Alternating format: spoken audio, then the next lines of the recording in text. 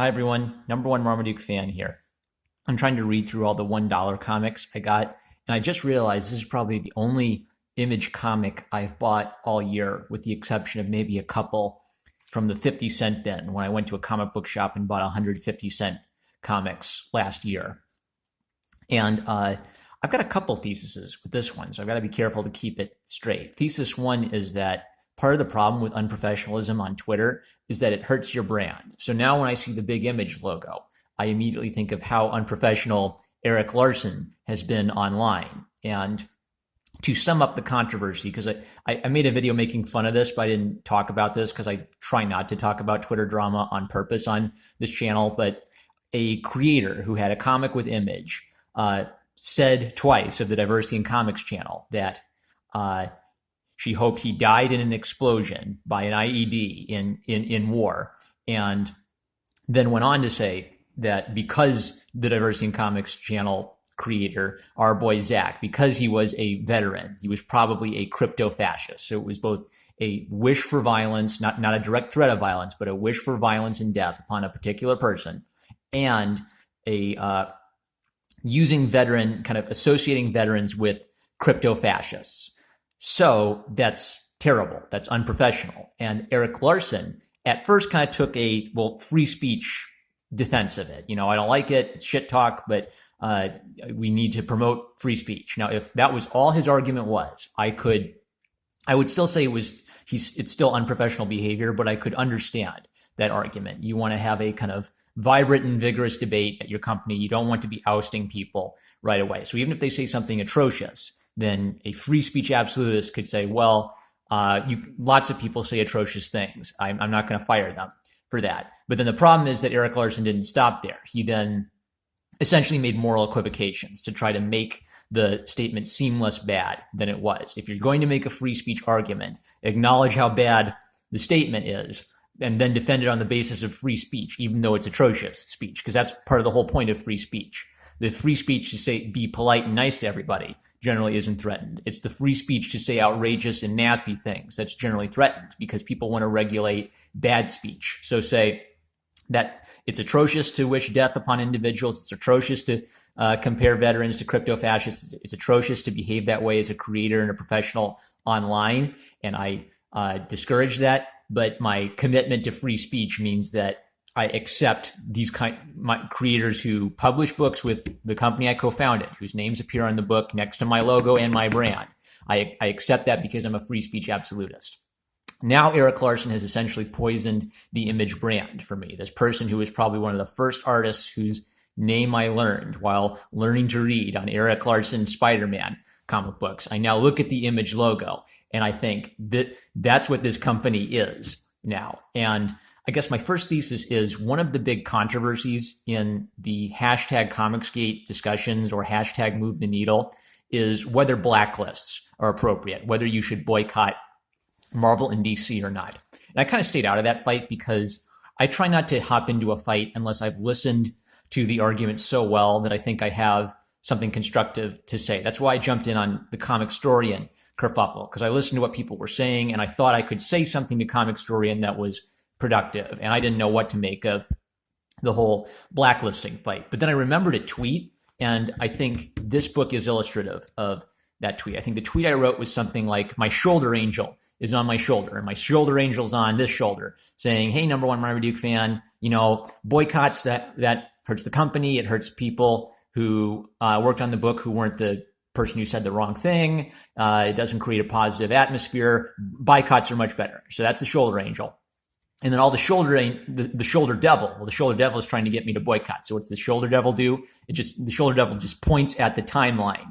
And I see all the woke tweets coming from these horribly toxic, horribly unprofessional comics professional. And that's the argument. The shoulder devil doesn't have to say anything to make me want to boycott stuff. It just points at the timeline, and the comics professional's terrible tweets and terrible comments make me not want to buy their books. So I threw that out as kind of a joke. But I think there's actually something substantive to that joke, which is even if you don't have like a formal list of saying, oh, I'm going to boycott this person, boycott this person, boycott this person. If people are jerks to you on the internet, eventually people are going to stop buying it's going to be the functional equivalent. If people stop buying your books because you insult them or because you defend atrocious comments calling for the death of individuals, it's the functional equivalent of a boycott because they've stopped buying your work, which they otherwise might have been. So I don't know. I don't want to formally boycott Image and say no more Image books because I want the comic book industry to succeed.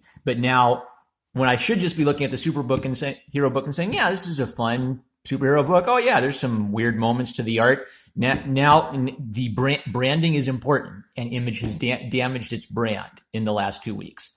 With that, I can't recommend the hero discovered Mage. I read this as Magic at first. I read that as both an I and a C. The hero discovered Mage by Matt Wagner. I don't know. This was kind of cringy. And they said for only $1, you can get the first issue in these critically acclaimed series. If you've read this series, help me out, guys.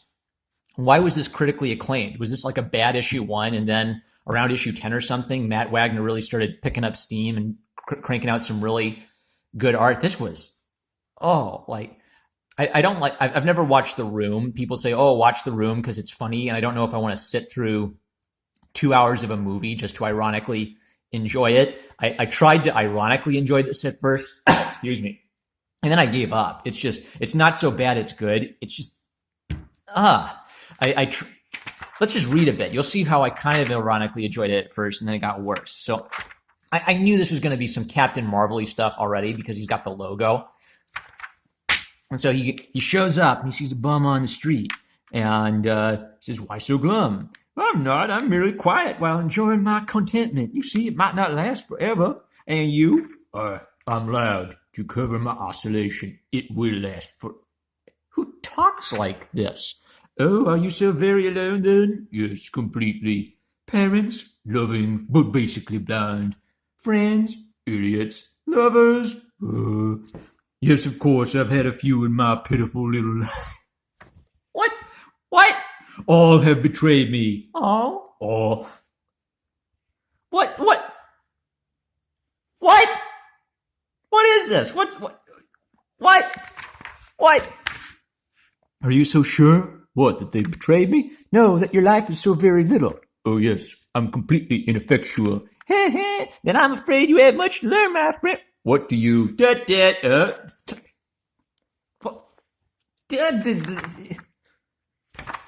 What? Okay, so he goes and sees a mugging. Look at this transition. These people don't behave. These are like robots or something. Like, this is Google autocomplete writing these reactions. Oh, great, a mugging. Just what I wanted to see tonight. Hey! What? Is he acting? Did he like pause and then think about it and then jump into action? And then he punches him and starts beating up the weird bald guy. Boom, boom, boom. Crack. And he just sort of like mugs there like he can't believe he just punched a brick wall. Later we find out that he is surprised he punched through a brick wall. Here it's just like, this could be Looney Tunes action for all I know. Boom, boom, boom. Some lazy blur effects on some art. Guy's got a spike. You Grackle Flint, and then dies, and then, I don't know. And then he like says, oh, I'm the next Captain Marvel. Yes, by mentioning the thing that you're heavily borrowing from, that makes this story feel much more original. What is this? So the problem I'm having is this is fast paced. I mean, he's had a mugging and he's gotten into some action already, but everything that's been established by his character has been through him pretty much saying, my life's all screwed up, and then just sort of these weird, goofy reactions to discovering his power. And then he reacts weird to the Mage showing up. So the Mage is clearly magical, doing stuff by magic, making things float. And then after their little weird robot conversation, just who are you? I am Mirth. I'm not laughing. No, my name is Mirth. I'm still not laughing. You're very confused, Gus. Especially when certain feats you perform tonight. What? No one talks like this. What is this? They're trying to do a bit like he's a normal guy reacting to getting superpowers, right? So it's not like he's in the Marvel universe where everyone and their cat has superpowers. He's reacting to bizarre things happening in his messed up life, but he's stupid. So like after seeing this guy has magic, then it's like, well, how'd you make this door open? You saw him levitate and solve a Rubik's Cube. he could have opened the door by picking the lock. He clearly has something up with him. I don't know. So I guess, what's the word to describe this dialogue? Because I hate it, but I don't exactly know what it is. Is it stilted? It's like sometimes it's verbose, blah, blah, blah, blah, blah, blah, blah, and then it's just word, word, word. Natural dialogue, sometimes there'll be some ebb and flow to the conversation. I feel like this is either cranked up to 100 miles per hour or, fractions of sentences. And the drawing style has like a thick hatching style where the lines are so thick it looks like stripes on his back rather than translating as shading on his back. I don't know. That could be cool. Kind of a woodcut effect. But the art itself, it looks kind of like, indie art, trying to get it done and get it published because your Image in 1990 or whatever, and you're trying to pump out content. I think that Matt Wagner's style could be good. So that's the reason I'm asking, if you've read this book and it gets good, let me know, because I feel like Wagner could do some really interesting and vibrant art. But this by itself, if this is all he does, this is weak art, and I wouldn't be interested in reading book after book after book of this. I'd eventually get sick of the weakness of the art. Ooh, there's 3 of them. Look at,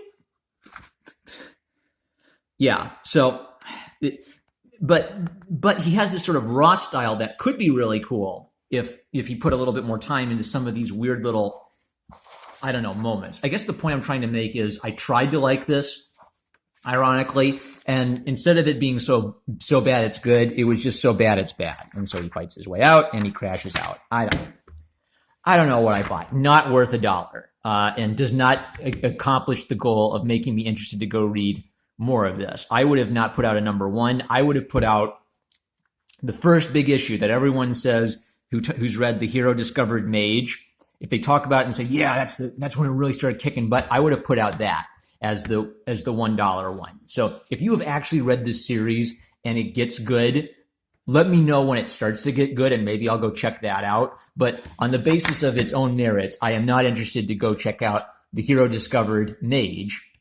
And because the attitude of co-founders of Image Comics Online is poisonous and destructive to the comics industry and to the customer-creator relationship in comics, which comics needs to survive, I'm less inclined to risk my money just to support the industry or to support Image Comics. So maybe if it's good, I'll be able to forgive Image and evaluate Matt Wagner on his own strengths or weaknesses as a writer-artist. But I'm sorry, Image has just shaken a lot of my trust and my desire to go buy one of their books. And that's as a direct result of the actions of its uppers, of the people who should be directing it, who should be leading by example and showing that they value the customers who spend their money on these books. And I don't know what Eric Larson can do to fix that at this point.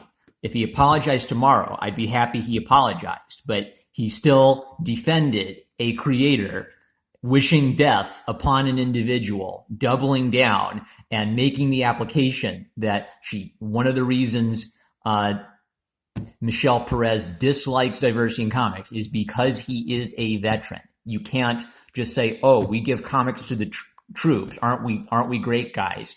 and throw some snow on the feces and pretend you've solved that issues. I'm going to refer you to that umbrella guy because he's the one who's actually doing videos digging into that sort of customer professional publisher relationship and talking about some of this toxicity in the comics industry. And the Diversity in Comics channel is just doing yeoman's work, documenting that stuff. So I'll probably talk more about those topics when I have something really helpful I think will contribute. But for now, all I can say about this book is, sadly, I'm not interested to go check out more. I love you guys. I'm #1 Marmaduke fan. Like, comment, subscribe. Do comment if you're familiar with this series or other work by Matt Wagner. If you think that Matt Wagner has more strengths as an artist than I'm giving him credit for, point me in the direction of where I can go find some good stuff, and I will pump up the good stuff, but I can't pump this up. Catch y'all later.